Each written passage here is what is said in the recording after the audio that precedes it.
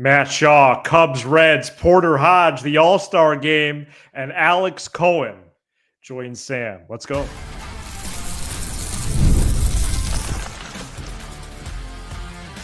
You are Locked On Cubs, your daily Chicago Cubs podcast, part of the Locked On Podcast Network, your team every day. You are Locked On Cubs, part of the Locked On Podcast Network, your team every day, alongside Sam Olber. I'm Matt Cozy. Sam and I are lifelong fans, taking our passion into a discussion with you on all things Cubs. Today's episode is presented by FanDuel. Right now, new customers can get $200 in bonus bets when your first $5 bet wins. Cubs TV broadcaster Alex Cohen joins us later in the show. The 2027 All-Star game will be at Wrigley Field. Porter Hodge update, Cubs Reds preview, and we start with Matt Shaw returning earlier this week, going 5 for 11 with 3 doubles, a walk, only 1 strikeout, 2 stolen bases. And he's passing the eye test as well. It's one thing to have those numbers, but he's hitting the ball hard. He's hitting it to the opposite field. He's doing pretty well at third. And he hit 172 in 18 games before being demoted way back on April 15th. So it's nice to have him back and playing well this week, Sam. Matt Shaw so far, since he's come back, is the guy I thought we were getting out of spring training. I didn't expect him to carry the offense by any means, but I expected a guy to look the part on both sides of the ball and a guy to drive the baseball the opposite way consistently. That's what got him here, and that's what we've seen so far. And to be honest with you, the 5 for 11 stretch that you mentioned feels like he went 12 for 11, considering the fact that, the third base position before he got there, 1 base hit a week felt like a miracle. So it's been a really good start for him. I think it's really important. Kind of reminds me when Amaya switched his stance in July or whatever, and you get that immediate feedback. I just think that immediate feedback really helps a young player. Positive feedback, I should clarify. And it's been really good, man. I mean, if he could just be the rest of the way like a 265, 325, 420 guy, I mean, that would do wonders for this baseball it'd be team. Crazy. Cubs haven't had a third baseman like that since, I believe, was that the Obama administration. Yeah, no, seriously. Literally. It's not even a joke. Yeah. Stole your bit, but it was accurate. It was accurate. I mean, Chris Bryant, I think, covered a couple administrations. He did, yes. To your point, yeah. I mean, he was the MVP award winner in 2016, the Rookie of the Year in 2015. Well, the Cubs' third base situation was, for a minute there, and it's nowhere close to this, but it's on a list with Bears quarterbacks, I believe. No. I mean, it's Bears quarterbacks, and there's much, much distance, but still. Well, how about any White Sox position player? Where does that rank? Well, it's up there. You know what I mean? They're really not good. All right, it's a bad comparison, but look, I really like the way Shaw's been defensively. He looks good. He looks like a baseball player out there. What about his throwing? I wanted to ask you about that. I know. I'm not worried about it. Oh. At all. Good. You know what? I'm 0.0% worried about his throwing. What's the next question? Cubs Reds this weekend, 3-game series in Cincinnati, the house that Chili built. And house that Ian Happ built. Yeah, Ian Happ likes Cincinnati. He went there, Bearcats. And grew up in Pittsburgh. So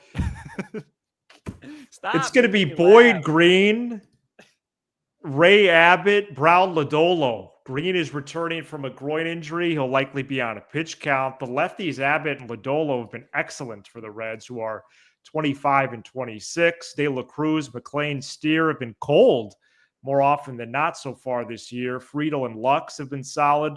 And Will Benson began the season at AAA and is hitting .353 in his first 11 games back. If my memory serves, he did well against the Cubs last year.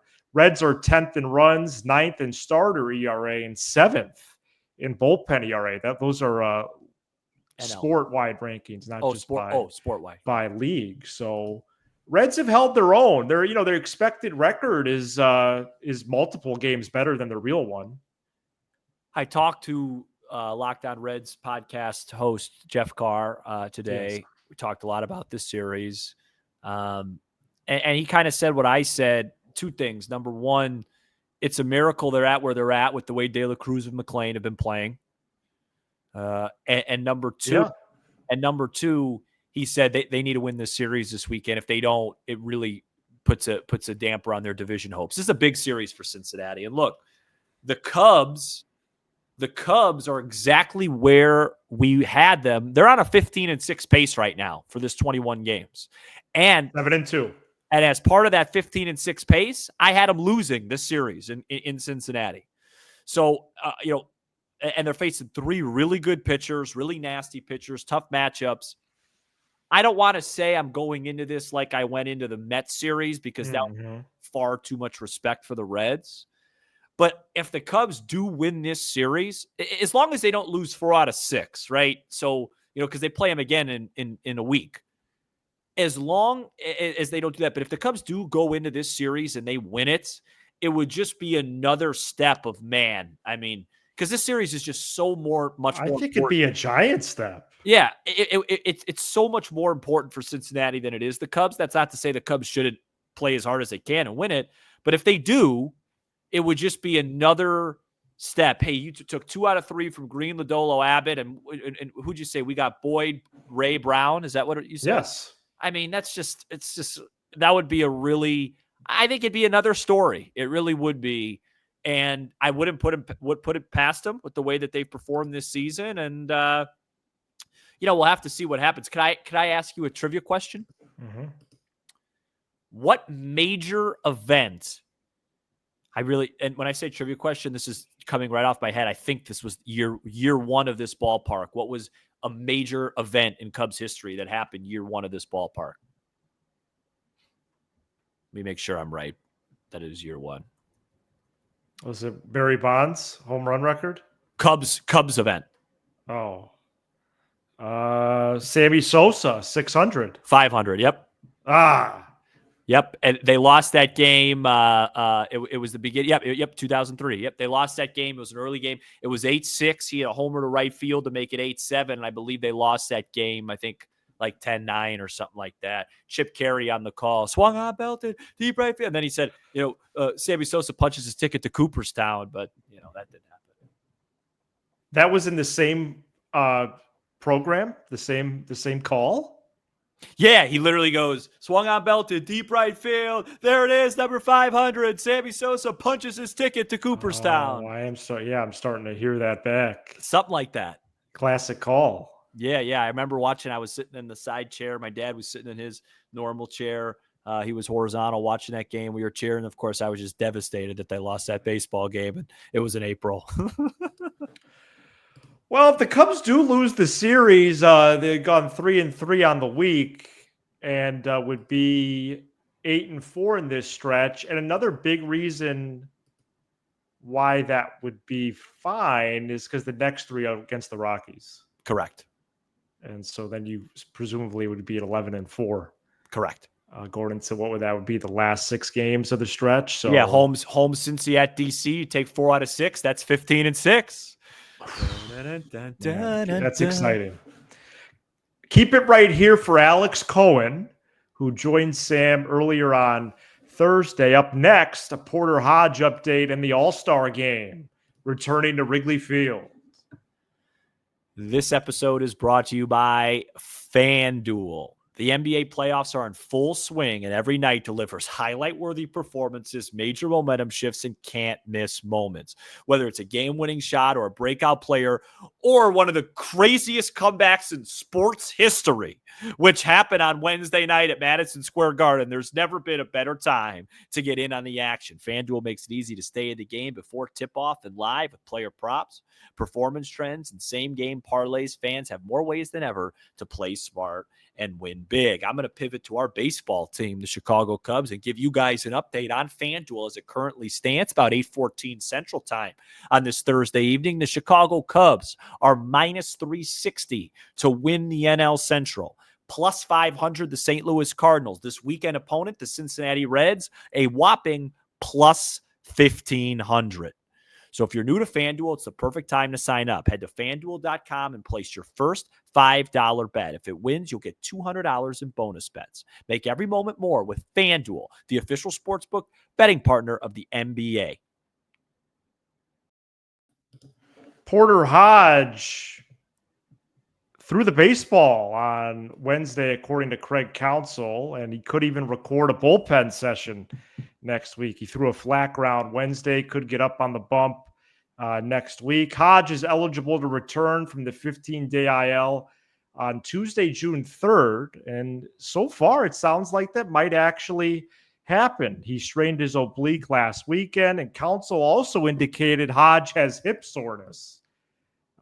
That was on Wednesday. He slipped that in there. So this might just be mainly a rest period, and then the Cubs reliever can return. I know they compared it to the halftime line, and we were skeptical, but it would be nice if he made that early June return, would it not? Not only would it be nice, but it also might be nice to just see him coming off a little time off. How many times have we seen relievers in my life, especially in the last 5-6 years, that just take some time away and come back and just look like a different guy? It's my least favorite part about breaking down baseball is analyzing pitchers, particularly relievers, because you just don't know. And then it goes the other way too. Remember last year, Jorge Lopez was cruising along, and then he had that little groin injury, and then all of a sudden he came back and he never was the same guy after that. Yeah, he's been bad for the Nationals this year. It is very weird how that works. And it's, again, I say it. How many times do I say it? Field goal kicker. Relief pitchers, field goal kickers. It's great until it isn't. And you have that one kick that hits the upright, and then all of a sudden another one does, and another one does. And then you have that, you've been struggling, you have that 55-yarder go straight through, and you hit 15 in a row. It's such a weird job. It's not a job I envy. I know they get paid well and they don't have to work a lot, but they, they have their own challenges. Well, for a while I was tracking relievers who hadn't given up a run all season yet. And a few of them, of course, were free agents over the winter that were loosely or firmly connected to the Cubs. And a couple of those guys, including Kenley Jansen, Sam, he has a 5 ERA now. It just goes, it comes and goes. I mean, look at the playoffs last year. Emmanuel Clase, one of the great relief, one of the great relief seasons in the game, and then all of a sudden he's blowing saves in October. Devin Williams, he got Cy Young votes. Devin Williams loses the game for the Brewers. The Brewers did everything they needed to do to close that game. He didn't get it done, and now his ERA's in the 8s with the Yankees. It's just crazy. It is such a volatile part of the game, a high variance part of the game that is very difficult to figure out. And big news that dropped on Thursday, first reported by 670 The Score and Marquise, Bruce Levine. The Cubs are getting the All-Star game. Wow. The Midsummer Classic will be returning to Wrigley Field in 2027. Hopefully we have one. This is a major event. I think a little bit larger of a planning process than I thought, because I saw some multi-million-dollar figures today that will be put into around the stadium for this 4 or 5 day event, of course, including the Home Run Derby, a couple other events that Saturday, Sunday. Then you got Home Run Derby Monday, game softball Tuesday. So this is exciting. Mike Cozy, my cousin Mike Cozy, texted the family today about getting tickets already to celebrate his birthday in July of 27. So he's planning ahead. By the way, official announcement probably won't even be until sometime this June or July. First of all, I'd like to just throw our hats in. A little celebrity softball. Could be fun. Oh, be so much fun. I would be definitely a nice signing for a squad. I will say that. If we announce it, I bet you our audience would come and give us enough of an ovation so the people that have no idea who we are go, they must be doing something. Well, we definitely have to do something down there that weekend. Yeah, I'll talk to you about it in 27. I saw Bruce's tweet. He said about what 200 to 300 million in revenue for the Cubs. I did see that. Yes. Yeah, so I'm gonna go That's into a lot. I'm gonna go in the direction that I'm gonna go here. That could be spent on a Hi, couple Kyle. outfielders. Hi, Kyle. Hi, Kyle. I forget his agent's name. Hi, Kyle. Casey Close, Excel Casey. Sports Management. Yeah. Yeah. Hi, Casey. This is Jed from Excel Sports Management. I've three-wayed in the chairman of the board here, Tom Ricketts. We just got the All-Star game, which gives us some more revenue here. We can up the offer. We want it done right now. You have until June 1, 10 years, 495 mil. We want that done, signed, sealed, and delivered. We have that money coming in. We feel good about it. Please let us know by June 1st. Then he'll come back. He'll say 510. You meet in the middle, 500, 50. You said 505. Meet in the middle, whatever it is. Get it done, Tom. The Cubs should be able to go a 50 million AAV. Of course they should. It should be. They should offer. They should do something like that with an All-Star game, coincidentally deadline of this year, 550 for 11. He can't turn that down. Do you know how embarrassing? 550? Do you know how embarrassing it would be for this franchise if Kyle Tucker returns to Wrigley Field as an All-Star in 27? As a Philly. Yeah, or as anybody. And here's Kyle Tucker. It's like, wait, we have 42,000 people here, 40,000 more all over around the park. He hits one on the Sheffield, the All-Star game, and he couldn't be on our team. That revenue figure's major news, especially with the TV deal looking worse and worse. Yeah, it's time to end the show. Almost over. It's 1 year almost of the Dodgers TV deal. They get about 330. They get 330. So for 2027, you might get 300. So there you go. Wow. And also, while you're at it, maybe offer PCA the Jackson Merrill deal if you're interested. Yeah, we could do another show. Who's going to represent the Cubs at the All-Star game in 27? Is it PCA? Well, I'd like it to be a lot of the guys that it might be this year. PCA, Tucker. Really just those two. Anyway. Okay, good one. Who's going to represent the Rockies in 27? Who's going to be their representative? They might want to give Todd Helton a call. Oh. All right. Well, this is really cool. Sam and Alex Cohen have been trading messages, and Alex Cohen's on our show. Sam did a fantastic job with him earlier on Thursday. Really looking forward to bringing that to you. Alex Cohen was hired as the full-time backup for Marquee, amongst some other assignments with them.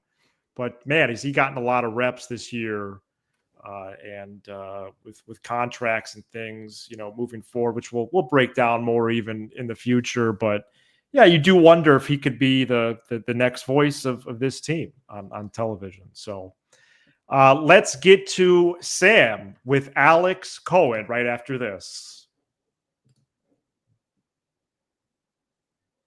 We are back here on Locked On Cubs with a very special guest. I think it's safe to say now one of the voices of the Chicago Cubs, especially one of the voices on the Marquee Network, Alex Cohen. Alex, I appreciate you taking some time out of your off day, but it's not as big of a deal if the off day was somewhere else. I believe you're in Cincinnati. Not a whole lot to do, but still, thank you so much for coming on.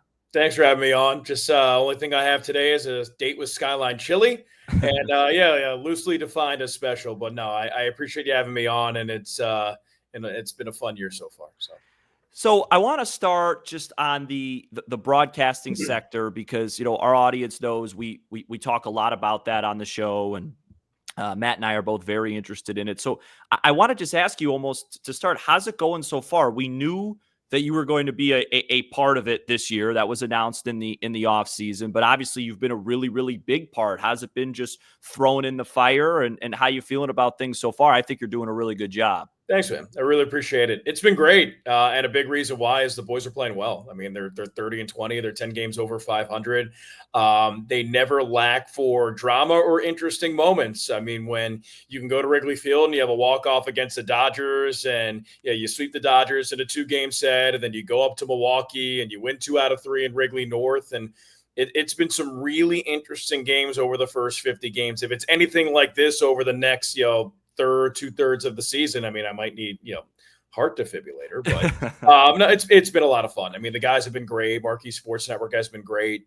Just being able to talk about Cubs, but also, getting into my background, being the Iowa Cubs voice for 7 years, getting to see Pete Crow-Armstrong, getting to see Moises Ballesteros, getting to see Cade Horton throw in person and call those games. I mean, it's a little special for me because, I saw them at the AAA level when they were one step away from the big leagues. And in some ways they are completely different. In some ways they're the exact same. So it's really fun to see that process.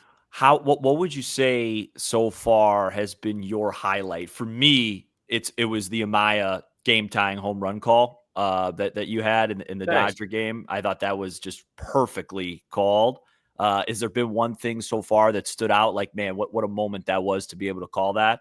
There's two. It was that entire game against the Dodgers. It was the Amaya game tying homer. It was the Happ walk off. It was kind of pausing during that 10th inning and just seeing Wrigley in April against the Dodgers. Like, I have not seen a regular season baseball atmosphere like that in my entire life. So the pinch me moment was that entire game. Then going up to Wrigley North, 1-1 game, PCA hits a 3-run home run against Jose Quintana, and it feels like a Cubs game. So just closing your eyes for a second, be like, we're not in Chicago. We are in Milwaukee right now. So just recognizing how big the Wrigley North effect is, how real it is, and just recognizing how intense, how fun, how passionate the Cubs fan base is. So those are the two real moments for me. Yeah, that makes sense.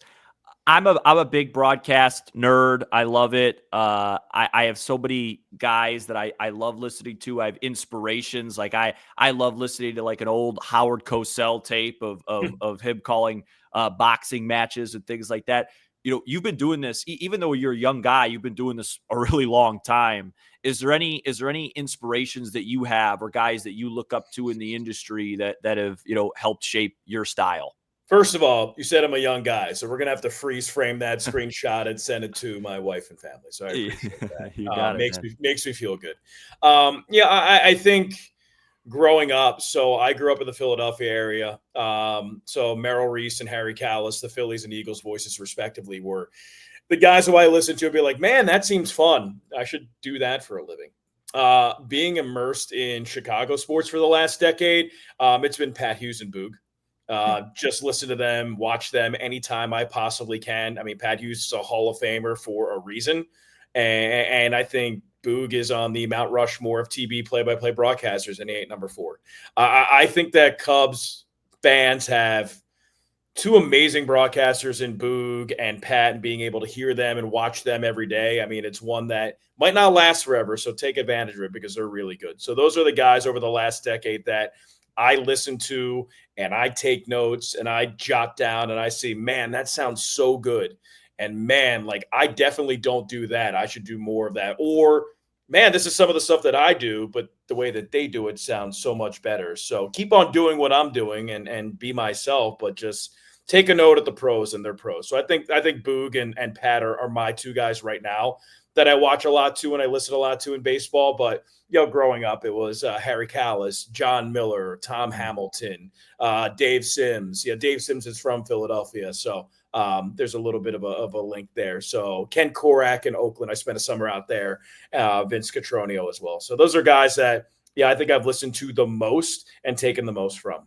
Yeah, it's a great list. I mean, Cubs, I always say I'm biased. I think what you're doing, being a play-by-play voice for the Cubs on TV, it's got to be one of the, to use your phrase, Mount Rushmore local jobs in sports, at least in my opinion. No, it is. It is. I mean, even from somebody who's not from Chicago, I mean, it is a blue blood. It is a top 4 team in baseball, and it ain't 4. It's probably the Cubs, it's the Dodgers, it's the Yankees, it's the Red Sox. I mean, I'm a traditionalist, so that's the way that I look at it. And as I said, that atmosphere at Wrigley Field in April just kind of showed me everything. It was just, there is no better place to consume baseball and watch a baseball game than at Wrigley Field. And I might be biased, I might not. I don't really care. I mean, that's just how I feel. No, I don't think. I think you're biased or not. I think it's the right take. So I transitioned. So my partner Matt Cozy had a question. He sent me in, Sure.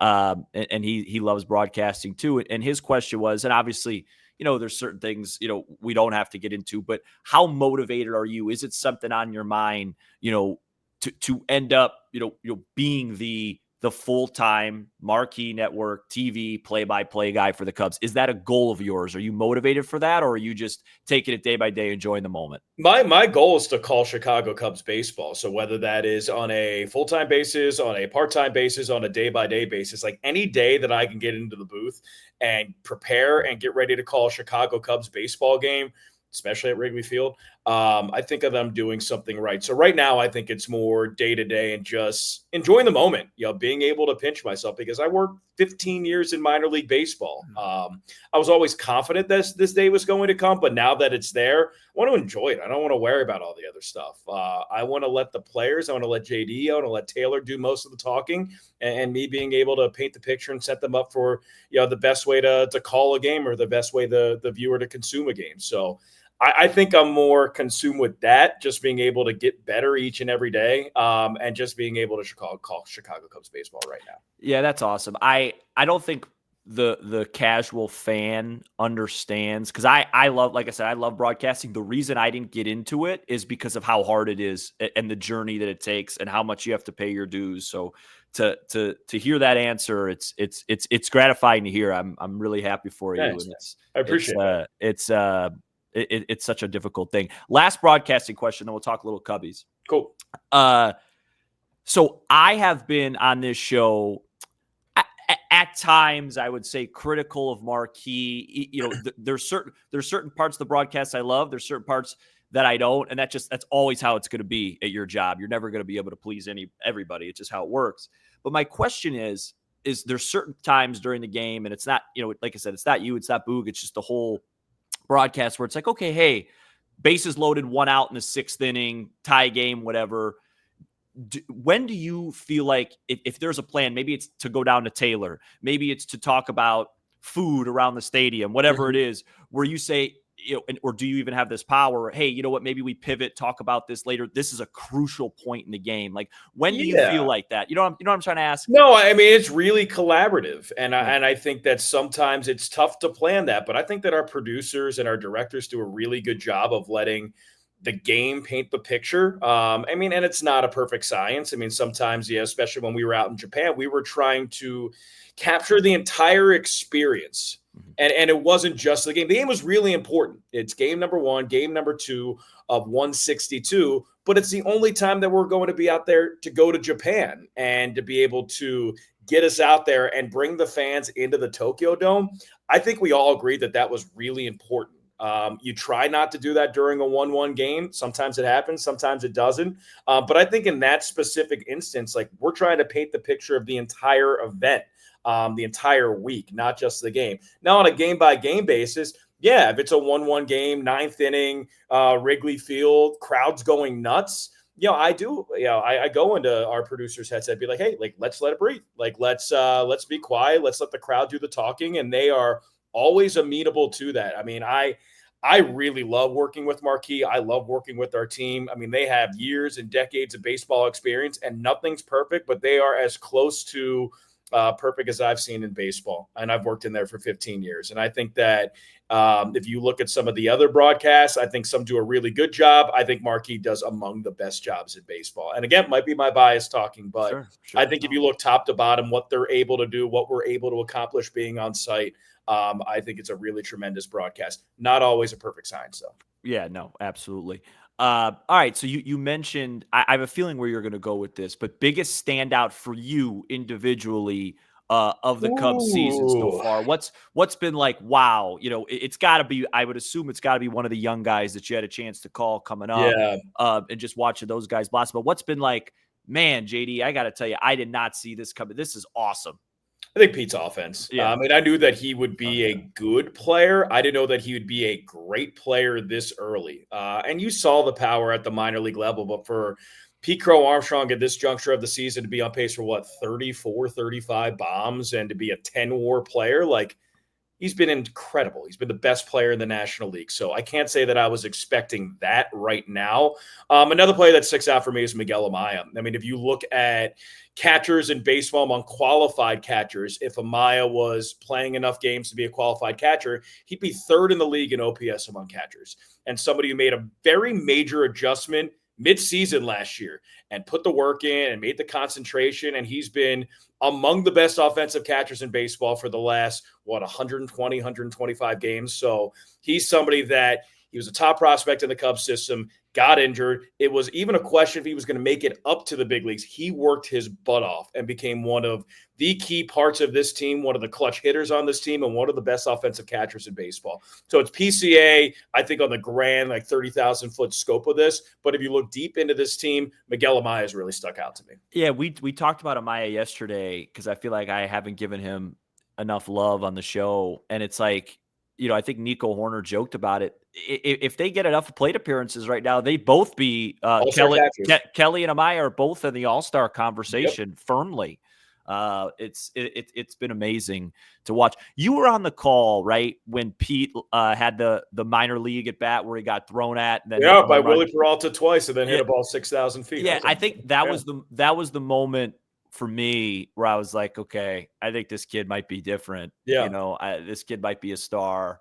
Because there's just certain things about Pete too, where, and I'm not, I'm old school. Like I like the emotion. I like that he gets upset. Like I like all that stuff. Like, yeah. And then you listen to him in an interview. He just feels like he gets it. He expects more out of himself than anyone would expect out of him anyway. You know what I mean? He's such a smart kid. And he's somebody who, I mean, you look at him, you think, oh, stars in his hair, bleach blonde. He's flashy. He's not. He's not. I mean, he's kind of just like a grinder, just plays. Like you want him to play all 162 and he'll get his jersey dirty and he'll slap fans of hands at the backstop after stealing home or scoring on a play from first. I mean, he is exactly what you want as a young face for your team. And also, like, he works hard. Like, from a hitting perspective, I know that Pete with Craig Counsell, with John Maley, with Dustin Kelly, like, he works his butt off to be one of the best offensive contributors for this team because he's heard for quite some time, like, man, you can really play D. That's never a question. Will you be able to hit? And he's competitive enough and he works hard enough and he's smart enough to say, you know what? I'm going to hit. I'm going to make myself a lot of money. And he's doing that, day in, day out right now. I've been really impressed with the way that he's grown as a player and he's grown as somebody at the plate.